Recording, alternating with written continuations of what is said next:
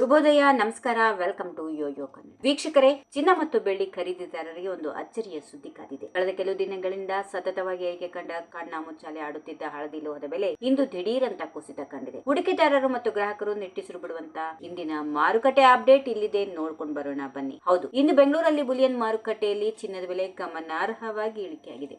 24 ಕ್ಯಾರೆಟ್ನ 10 gram ಚಿನ್ನದ ಬೆಲೆಯಲ್ಲಿ ಬರೋಬ್ಬರಿ 2340 ರೂಪಾಯಿ ಇಳಿಕೆಯಾಗಿದ್ದು, ಪ್ರಸ್ತುತ ಬೆಲೆ 1,51,480 ರೂಪಾಯಿಗೆ ತಲುಪಿದೆ. 22 ಕ್ಯಾರೆಟ್ನ ಆಭರಣದ ಚಿನ್ನದ ಬೆಲೆ ಇದೇ ರೀತಿಯಾಗಿ 2,150 ರೂಪಾಯಿಯಷ್ಟು ಇಳಿಕೆಯಾಗಿದೆ. 10 ಗ್ರಾಂಗೆ 1,38,850 ರೂಪಾಯಿಗೆ ಬಂದು ತಲುಪಿದೆ. ನಿನ್ನೆ ಏರಿಕೆಯ ಹಾದಿಯಲ್ಲಿದ್ದ ಬೆಲೆ ಇಂದು ಗ್ರಾಹಕರಿಗೆ ತುಸು ಸಮಾಧಾನ ತಂದಿದೆ. ಚಿನ್ನದ ಹಾದಿಯಲ್ಲಿ ಸಾಗುತ್ತಿರುವ ಬೆಳ್ಳಿ ಬೆಲೆಯಲ್ಲಿ ಕೂಡ ಇವತ್ತು ದೊಡ್ಡ ಮಟ್ಟದ ಇಳಿಕೆ ಕಂಡು ಬಂದಿದೆ. ಪ್ರತಿ ಕಿಲೋಗ್ರಾಂ ಬೆಳ್ಳಿಯ ಬೆಲೆ ಬರೋಬ್ಬರಿ 5,000 ರೂಪಾಯಿ ಇಳಿಕೆಯಾಗಿದೆ. ಮಾರುಕಟ್ಟೆಯಲ್ಲಿ ಈಗ 2,55,000 ರೂಪಾಯಿಗೆ ಮಾರಾಟವಾಗ್ತಾ ಇದೆ.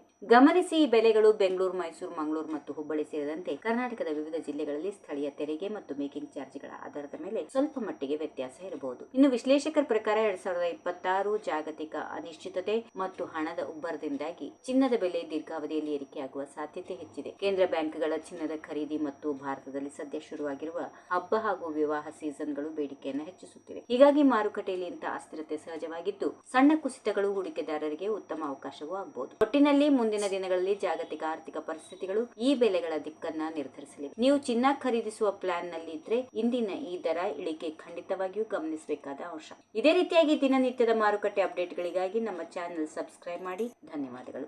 If you like this video, ಬೇಗ ಲೈಕ್ ಮಾಡಿ, ಕಾಮೆಂಟ್ ಮಾಡಿ, ಶೇರ್ ಮಾಡಿ ಹಾಗೂ ಯೋಯೋ ಟಿವಿ ಕನ್ನಡವನ್ನು ಸಬ್ಸ್ಕ್ರೈಬ್ ಮಾಡಿ.